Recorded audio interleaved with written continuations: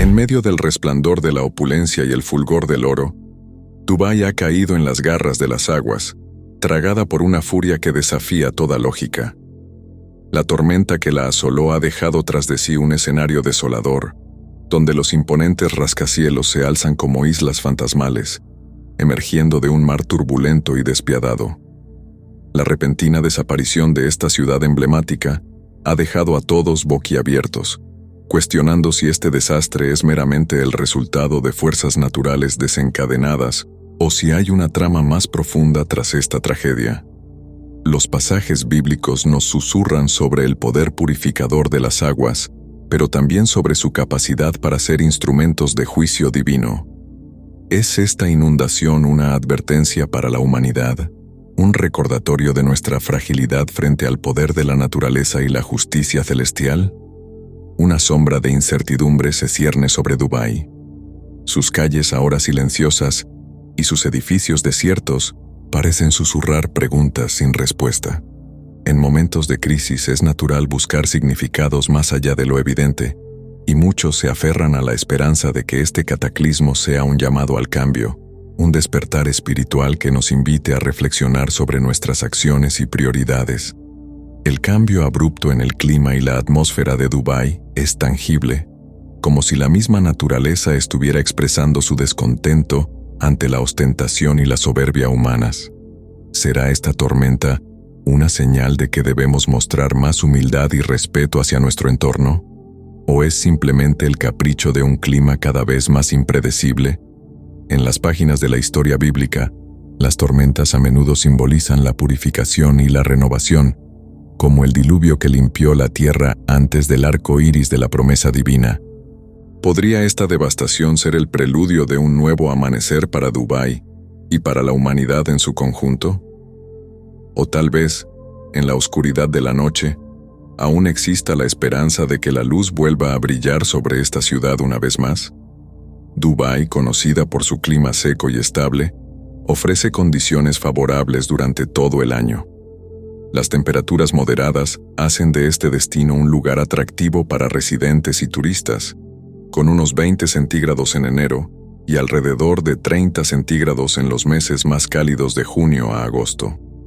Además, Dubái disfruta de largas horas de sol diarias con aproximadamente 8 a 10 horas de luz solar y apenas experimenta precipitaciones, con solo algunos días de lluvia en invierno. Sin embargo, la calma y la estabilidad climática de Dubái se ven amenazadas por la llegada repentina de una tormenta. Esta inusual tormenta ha sumido a la ciudad en una atmósfera cargada de tensión y anticipación. Tanto residentes como visitantes se preparan para enfrentar una fuerza impredecible e incontrolable, una experiencia completamente ajena a la cotidianidad de Dubái. La preparación para este evento climático extremo es crucial. Las autoridades de Dubái y sus habitantes se esfuerzan por tomar medidas preventivas y mitigar los posibles daños. Calles vacías y edificios cerrados son el reflejo de una ciudad en alerta, lista para hacer frente a lo desconocido. La llegada de la tormenta trae consigo sorpresa y asombro generalizado. Las primeras gotas de lluvia golpean el suelo caliente creando una sensación de incredulidad entre aquellos que presencian este fenómeno. La rutina establecida de Dubái se ve interrumpida por la irrupción de la naturaleza, recordándonos la fragilidad de nuestra existencia y la imprevisibilidad del entorno en el que vivimos. Pasajes bíblicos como Mateo capítulo 8 versículo 26 nos recuerdan que incluso los elementos naturales están sujetos al poder divino, y Él les: ¿por qué teméis, hombres de poca fe? Entonces, levantándose, reprendió a los vientos y al mar, y se hizo grande bonanza. Esta narración bíblica nos enseña que aunque enfrentemos tormentas en nuestras vidas, podemos encontrar paz y calma en la fe. ¿Podría una ciudad que ha dominado los elementos naturales, desde la construcción de islas artificiales hasta la climatización de sus espacios al aire libre, ser tan afectada por la fuerza de la naturaleza? En cuestión de horas, el cielo sobre Dubái libera todo el poder de la naturaleza. Al principio el susurro del viento era suave, pero con el tiempo se intensificó. Pronto, Estas brisas se transformaron en el aullido de una tormenta, anunciando algo excepcional. Así pues, ¿puede un evento natural como la enorme tormenta en Dubái ser un recordatorio potente para la humanidad de reflexionar sobre nuestra relación con el poder de la naturaleza? Desde mi perspectiva, es más probablemente la manifestación de la ira divina. Ved la tormenta del Señor, su furia se ha desatado. El torbellino cae sobre la cabeza de los impíos. Jeremías capítulo 23, versículos del 19 a 20. Entre todas estas tormentas, hay una que se destaca por su magnitud y su poder destructivo, la ira divina hacia nuestros pecados. Esta tormenta es como un huracán espiritual que arrasa con todo a su paso, recordándonos la seriedad de nuestras acciones y la importancia de vivir en rectitud. El profeta Jeremías nos ofrece un relato impactante sobre los falsos profetas que en su época minimizaban la gravedad del pecado y sus consecuencias. Estos profetas engañaban al pueblo con palabras suaves y tranquilizadoras, asegurándoles que no sufrirían ningún daño, que todo estaría bien. Sin embargo, su mensaje era una ilusión peligrosa, pues ignoraban la respuesta de Dios al pecado humano. En Jeremías capítulo 23 versículos del 19 al 20, leemos las palabras del Señor: He aquí la tempestad del Señor, su furor saldrá tormenta tempestuosa, se abatirá sobre la cabeza de los impíos. No se apartará el furor del Señor, hasta que haya hecho y cumplido los pensamientos de su corazón. Estas palabras nos recuerdan que la ira de Dios es real y que no podemos ignorarla ni menospreciarla. Ignorar la justicia divina puede tener consecuencias mortales tanto para nosotros como para aquellos a quienes influenciamos con nuestras acciones. Es crucial entonces que tomemos en serio la respuesta de Dios al pecado humano. Debemos examinar nuestras vidas en busca de áreas de transgresión y arrepentirnos sinceramente. Solo así podemos encontrar refugio y protección en medio de la tormenta espiritual que nos rodea. Recordemos las palabras de Isaías capítulo 55 versículos del 6 al 7. Buscad al Señor mientras puede ser hallado, llamadle en tanto que está cercano. Deje el impío su camino, y el hombre inicuo sus pensamientos, y vuélvase al Señor, el cual tendrá de él misericordia, y al Dios nuestro, el cual será amplio en perdonar. Dios tiene todo el derecho de esperar nuestra obediencia, ya que Él nos creó. Si desobedecemos y realizamos acciones malas, seremos castigados. Este castigo puede ocurrir en nuestra vida terrenal, pero definitivamente ocurrirá después de nuestra muerte, cuando enfrentemos el juicio celestial de Dios.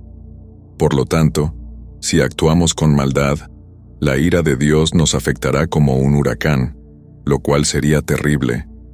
Las tormentas también pueden ser enviadas como castigo cuando se rechaza repetidamente el mensaje de Dios, a pesar de haber sido explicado y dado muchas oportunidades para cambiar. Estos castigos divinos no son eventos aleatorios de la naturaleza. El clima nos ofrece una oportunidad para reflexionar sobre nuestra existencia y nuestra conexión con quien nos creó. La cólera por sí sola evoca temor y sugiere la imagen de alguien inmerso en un conflicto, buscando venganza contra sus adversarios. Él expresa su enojo como un acto de rectitud, no para tomar revancha. ¿Qué enseña la Biblia sobre el enojo divino? Me gustaría destacar 3 pasajes que podrían brindarnos la comprensión de la ira divina. Se desvela mediante el cielo contra la maldad de aquellos que rechazan la verdad con su propia maldad. Romanos capítulo 1 versículo 18. Sin embargo, debido a tu obstinación y corazón impenitente, estás atrayendo ira sobre ti mismo para el día del juicio justo de Dios, cuando su justicia será revelada. Romanos capítulo 2 versículo 5. Aquellos que aceptan al Hijo tendrán vida eterna, pero los que desprecian al Hijo no experimentarán la vida, ya que la ira de Dios permanece sobre ellos. Juan capítulo 3 versículo 36. En los 3 versículos se hace referencia a la ira divina. Es importante notar a qué responde esta ira de Dios. Observamos que está dirigida hacia la impiedad, la maldad, la obstinación, los corazones impenitentes y el rechazo de Jesús como Salvador. En resumen, la ira de Dios es una respuesta al pecado humano. Surge la pregunta de si esta respuesta es justa. La respuesta concisa sería: Dios se erige como el juez de toda la humanidad. Cada uno de nosotros tendrá que rendir cuentas por lo que hemos hecho y cómo hemos vivido. Dios nos da la libertad para tomar la decisión de cómo viviremos. Lo que queda es que, cualquiera que sea la decisión que tomemos, debemos ser conscientes de las consecuencias de esas elecciones. Lo que muchas personas a menudo luchan es en cazar la idea de que Dios puede ser amor y al mismo tiempo, Dios puede ejercer ira. Después de todo, ¿es posible que estos dos conceptos coexisten tan armoniosamente? Desde el principio, Dios estableció un principio. Advirtió a Adán que si comía del árbol, enfrentaría la muerte.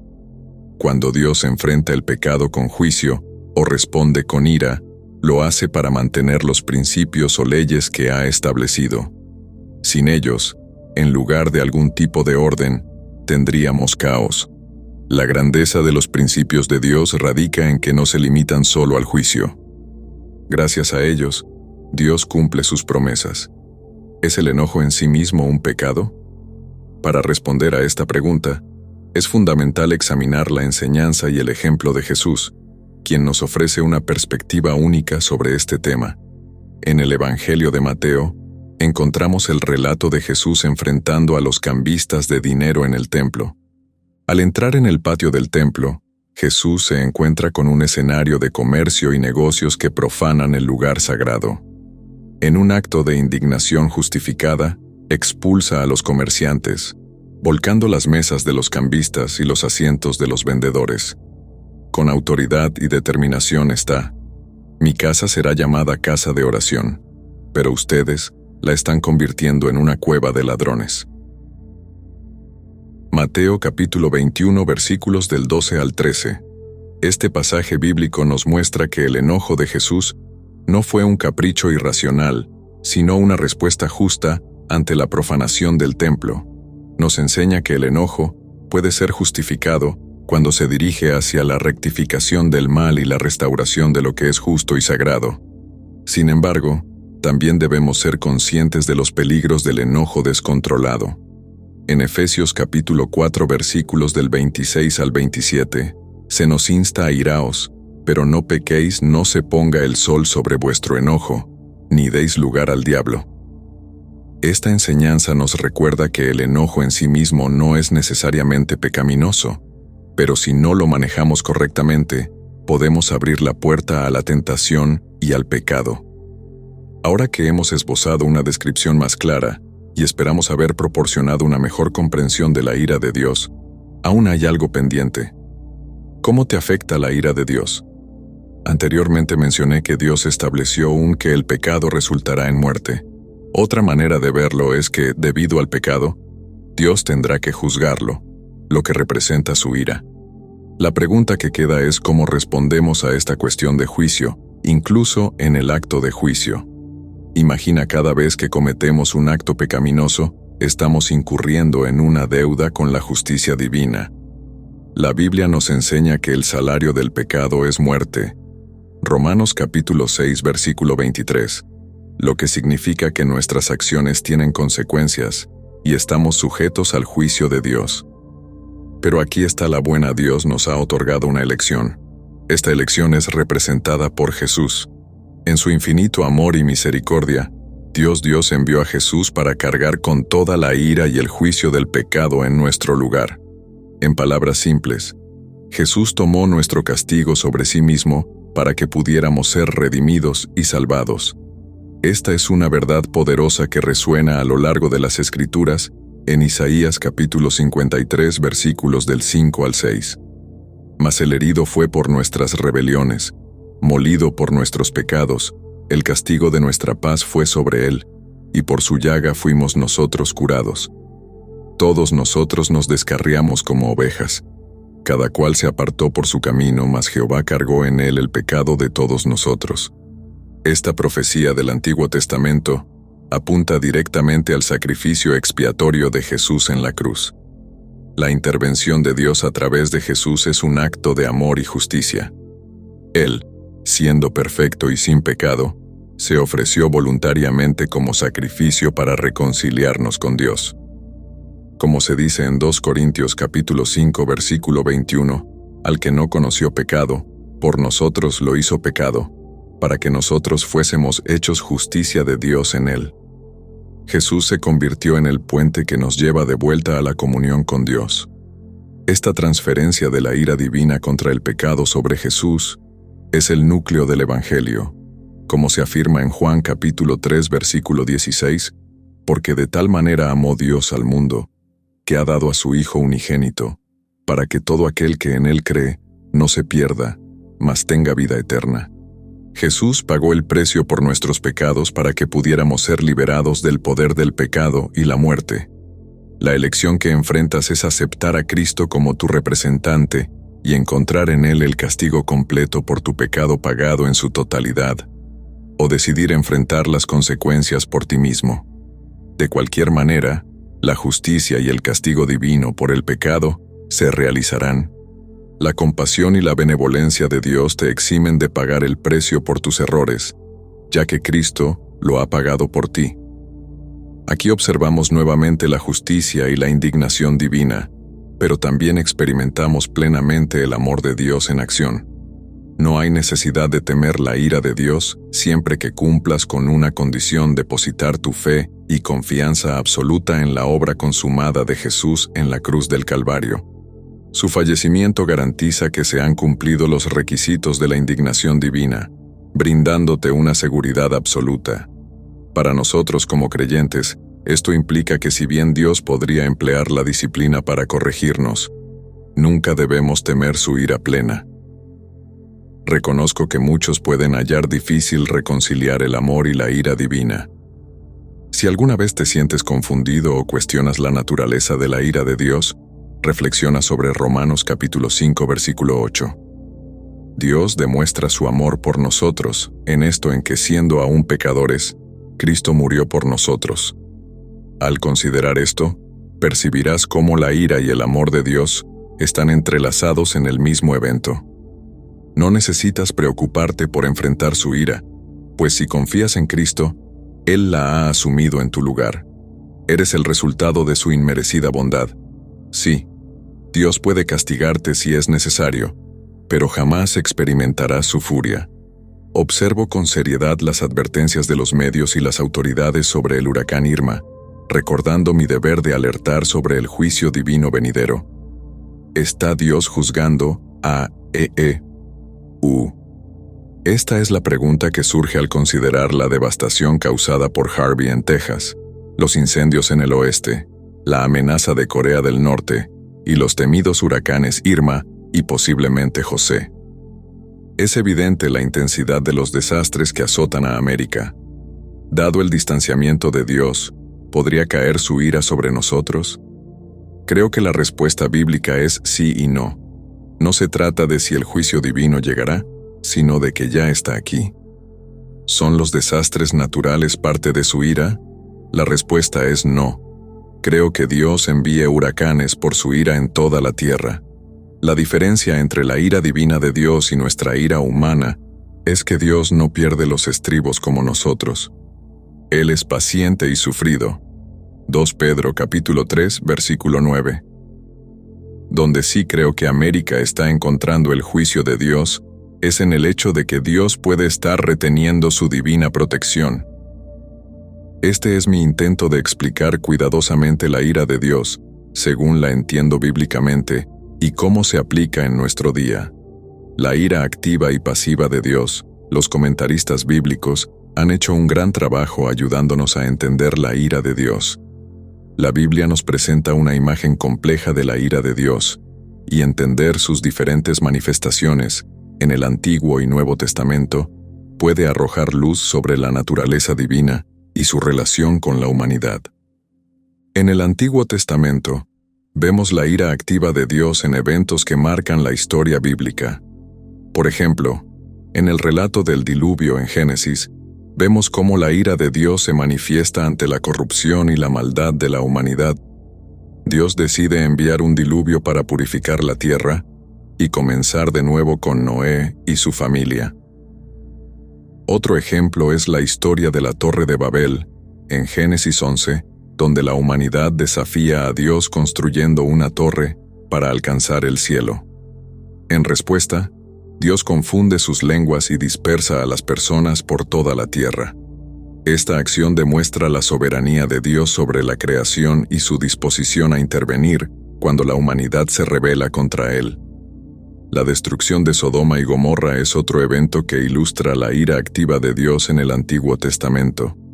En Génesis 19, vemos cómo Dios destruye estas ciudades debido a su iniquidad y maldad. Sin embargo, Dios muestra misericordia al rescatar a Lot y a su familia antes de la destrucción, lo que también destaca su justicia equilibrada con su compasión. En contraste, en el Nuevo Testamento, vemos una manifestación diferente de la ira de Dios. Aquí, la ira de Dios se describe como pasiva, lo que significa que Dios retiene su presencia, protección o intervención. Un ejemplo de esto es el rechazo de Israel como pueblo escogido, debido a su incredulidad y resistencia a Jesucristo como el Mesías. Otro ejemplo de la ira pasiva de Dios en el Nuevo Testamento es su retención de juicio sobre la humanidad en espera del día del juicio final.